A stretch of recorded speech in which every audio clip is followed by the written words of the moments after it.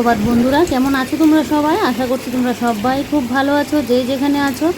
আমরা বেশি একটা ভালো নেই। এই যে রেমালের তাণ্ডবে পুরো যা ইচ্ছা তা অবস্থা। কালকে রাত্রিবেলায় এত পরিমাণে ঝড় বৃষ্টি দিয়েছে। এমনিতে তো ঝড় তুফান হলে দেখবে 1 ঘন্টা না হলে আধ ঘন্টা এরকম থাকে। কালকে তো একদম পুরো সারাটা রাত্র কী হারে বৃষ্টি, মানে মুষলধারে বৃষ্টি, আর সাথে তো ঝড় তুফান ছিলই। এত পরিমাণে ঝড় দিয়েছিল, আমার তো ভয়ে রাত্রিবেলা আমি উঠে বসে আছি। এত পরিমাণে ঝড় দিয়েছিল। আর সকালবেলা উঠেও দেখো এরকমটাই, শুধু হাওয়াই দিচ্ছে। আর তো সকালবেলায় উঠে আমার চক্ষু চড়ক গাছ, এই যে দেখছি ঘরে একদম পুরো জল ঢুকে।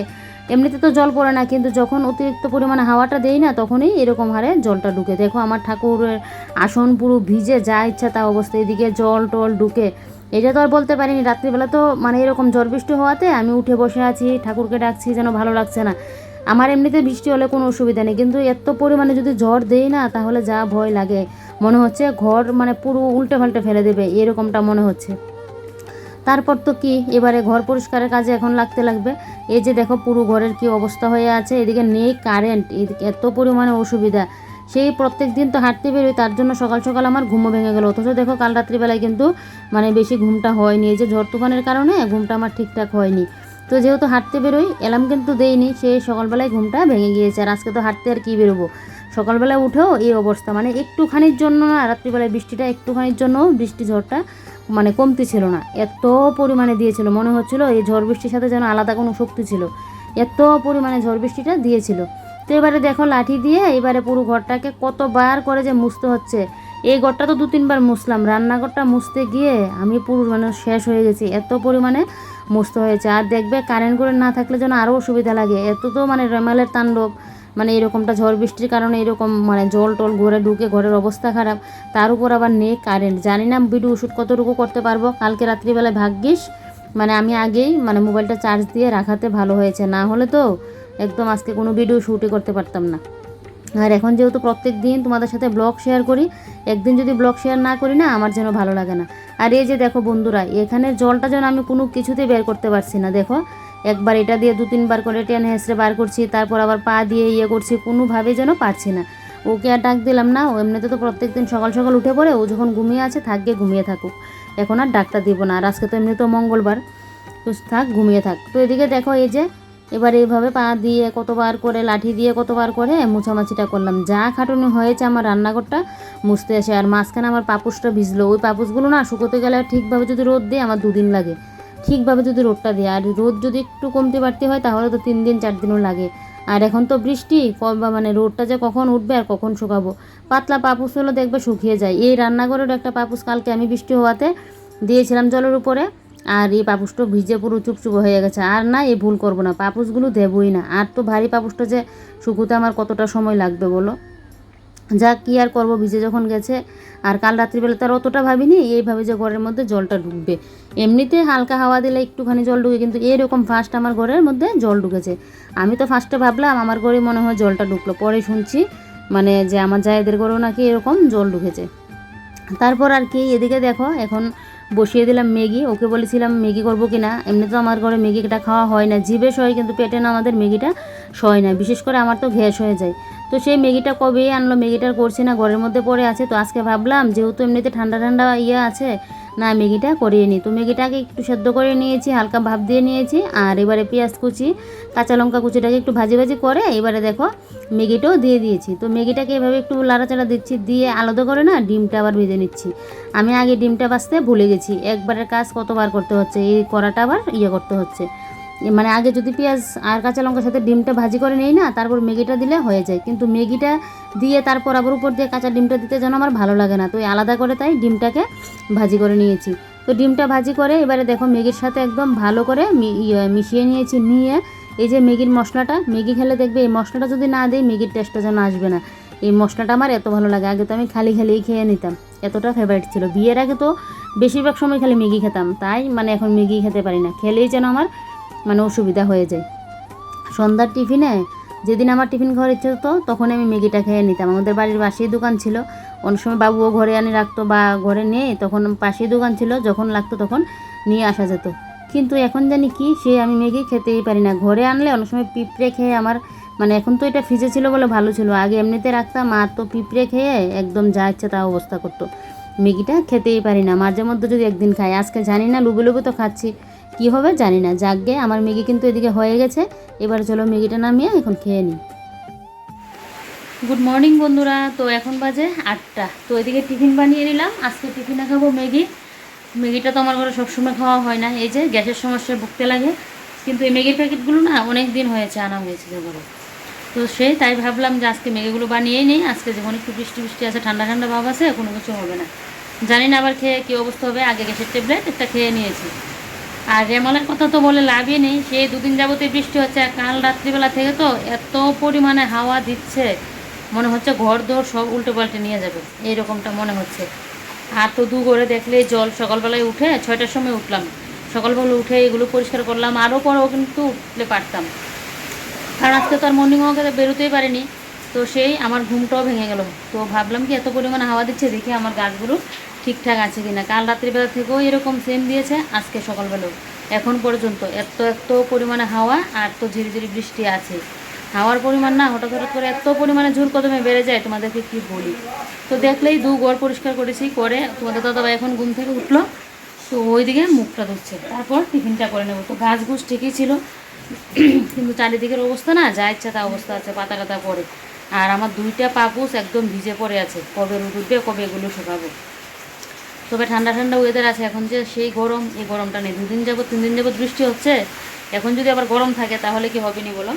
তো ঠান্ডা ঠান্ডা ওয়েদার, কিন্তু এই যে একঘেয়েমি সারা দিন, আজকে কালকে একটা মানে লাগাতার বৃষ্টি হচ্ছে, সেটা যেন ভালো লাগছে না। আর হাওয়াটার জন্য না আরও ভালো লাগছে না, ধুমধাম কী যে বিকট শব্দ হচ্ছে এইরকম। তো যাই হোক, এদিকে এখন টিফিনটা করব, তারপর আস্তে ধীরে ইয়েটা করবো। চলো তোমরা সাথে থাকো, দেখতে থাকো ব্লগটা। জানি না কতটুকু ব্লগ শেয়ার করতে পারবো। আমাদের এখানে কারেন্টও নেই আজকে, মনে হয় জলও আসলো কি আসলো না বলতে পারিনি, কারণ ঘরের জল আনা হয়নি আজকে। তো কারেন্টটা নেই। আর ঘুম থেকে উঠে দরজা জানালাকে লাগিয়ে রাখতে হলো, কোনো কিছু আর খুলতে পারলাম না। এই জানলাগুলো খুলে কাজ করতে হয়েছে, ওই ঘরে তো জানলা খুলিই নি। তো যাই হোক, চলো তোমাদের সাথে আবার পরে কথা হবে। কারেন্ট নেই তো কী হয়েছে, ঘরের কাজকর্ম তো আর কম হবে না বলো, ঘরের কাজকর্ম তো করতেই লাগবে। তো আর অন্ধকার ঘরের মধ্যে এইভাবে কাজগুলো সারতে হচ্ছে। জানি না কারেন্ট মানে কবে আসবে। কালকে যে পরিমাণে ঝড় দিয়েছে, এমনিতে হালকা ঝড় দিলে কারেন্ট গেলে কতক্ষণ পরে গিয়ে আসে, সময় একদিন তো আসেই না, পরের দিনকে আসে। আর কালকে তো কী পরিমাণে না হয় জানি কত দিকে গাছ টাছ পড়লো। আমাদের এখানেই একটা সাইড দিয়ে মানে একজনের বাড়িতে এমন গাছ পড়লো, তো কত দিকে তো এরকম আরও পড়েছে, যা পরিমাণে কালকে ঝড় বৃষ্টি দিয়েছে। তো কারেন্টের তো কোনো ঠিক ঠিকানা নেই, কবে আসবে কারেন্ট। তো এদিকে কিন্তু আমি সকালে স্নানও করে নিয়েছি তোমাদের সাথে কথা বলার পর। কেন বলো তো, আমার ঠাকুরের আসনটা তো তোমাদেরকে মানে বললামই ভিজে একদম চুপচুপো হয়েছিল। ঠাকুর আসন তো স্নানটা না করে আর ধরতে পারবো না, আমার আবার ভালো লাগে না। এই ড্রেস পরে আমরা কত কিছু দৌড়ছি, কাজ করছি, রান্নাঘরের করছি, সেই কাপড় পরে আবার ঠাকুরের আসনটা ধরা, এটা ভালো লাগে না। আমি যখনই যেটাই ঠাকুরের করি না, আমি স্নান টান করে একদম ফ্রেশ হয়ে এসে করি। তো এদিকে দেখো, তাই কী করলাম, এমনিতে তো ঘরটা মুছে নিয়েছি, কিন্তু ঠাকুরের আসন তো পুরো ভিজে চুপচুপো হয়ে ছিল। আমার যেন সেটা দেখে ভালো লাগছিল না। আগের দিনও এরকম ভিজেছিল, আর কালকে তো মানে আর বলার মানে ভাষা নেই, এত পরিমাণে ভিজেছে। তো তার জন্য স্নানটা করে চলে আসলাম। এসে ঠাকুরের পেছনের রুমটা না তোমাদের দাদাভাই আর আমি মিলে পুরো ঠিকঠাক করে নিয়েছি। ওইটা তো আমি একা পারবো না, তো দুজনে মিলে ঠিকঠাক করে নিয়েছি। কারণ ঠাকুরের আসনটা এখন এক সাইড থেকে আরেক সাইডে নিয়ে আসলাম, এটা তোমাদেরকে দেখাবো। তার আগে আমি এখন ঘরটা ঝাড় দিয়ে নিয়ে তোমাদেরকে দেখাচ্ছি। কালকের রেমালের ঝড় তুফানে পুরো ঘরে একদম জল ঢুকে যাওয়া অবস্থা। আর বৃষ্টি আসলেই না এই সাইডটা দিয়ে আগে জলটা পড়তো। তো ঠাকুর আসনটা তো আগে এই সাইডটাই ছিল, তো এখান থেকে এখন এখানটায় নিয়ে আসলাম। এখানটায় রাখলে আর জলটা আসে না। তো এই যে চেঞ্জ করতে হলো এখন। আর এই সাইডের যে টাংটা ছিল এটা এখানে রেখে দিয়েছি। এই যে দেখো, যা খাটুনি হয়েছে, পুরো 1.5 ঘন্টার মতো লাগলো এগুলো করতে। স্নানটা করে এসে, কারণ প্রচুর জায়গা তো আবার যে কোনোভাবে করতে পারি না, স্নানটা করে এসে ধরতে লাগে। তো এই জায়গাটা আগে টাং ছিল, এই জায়গাটায় ঠাকুরটা আনলাম। আর এই যে দেখো টেবিলটা, আর এদিকে ঠাকুরের র্যাকটা এখানটায় আনলাম, আর এই র্যাকটা এখানটায় নিয়েছি, পুরো চেঞ্জ হয়ে গেছে। আর আনলাটা রাখলাম এখন এখানটায়। এই যে দেখো, এখান থেকে দেখাই পুরো চেঞ্জ। ঠাকুরের আসনটা চেঞ্জ করাতে একদম সমস্ত কিছু চেঞ্জ করে নিয়েছে। আর ঠাকুরের আসনটা না একটা সাইড দিয়ে রাখলে কিন্তু ভালো হয়। তো তাই আগে তো ওই সাইডে ছিল শুধু জলের জন্য, না হলে তো চেঞ্জটা করতে হতো না। আর এখন যা ঘরে কাপড় চোপড় ছিল সমস্ত কিছু ভিজিয়ে আসলাম।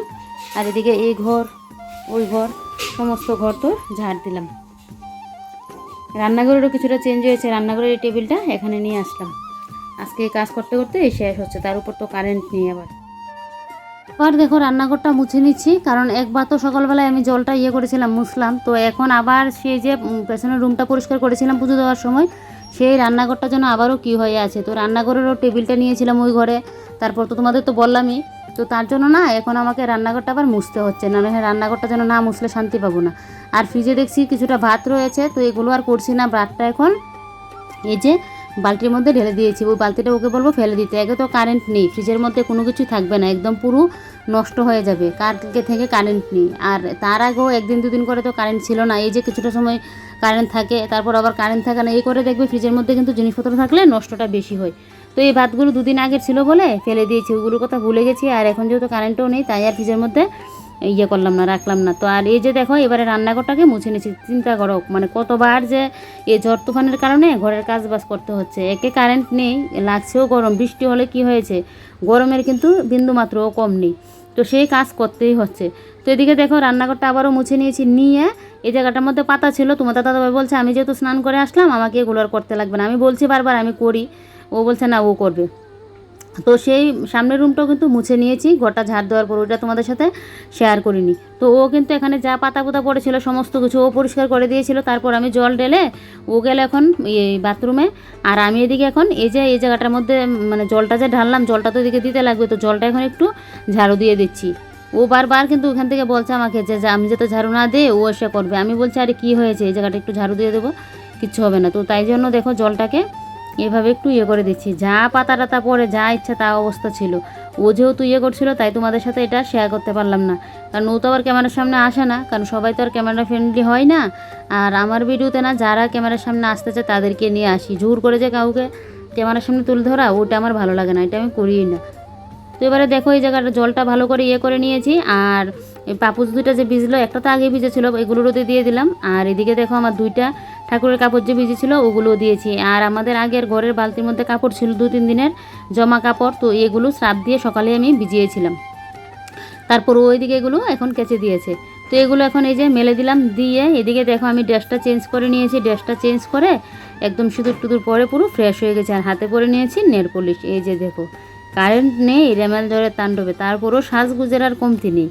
মানে এত গরম লাগছে, তারপরেও কী হয়েছে এই যে হাতে একটু নেল পলিশ করে নিয়েছি, নাহলে যেন ভালো লাগছে না। আর দেখো আমাদের এখানে এখন একটু আবার রোদও দিয়েছে, জানি না এই রোদের হাসি কতটা থাকবে, আবার কি চলে আসবে কি না রেমাল ঝড়। তো সেই রোদটা উঠেছে ভালোই হয়েছে, কারণ আমি কতগুলো কাপড় চোপড় ধোয়া হয়েছে। একে তো বৃষ্টি, এই কাপড় চোপড় যদি এখন না শুকাই না ঘরের মধ্যে আনলে সেই দেখবে কারেন্টও নেই যে পাখার নিচে দিয়ে শুকাবো।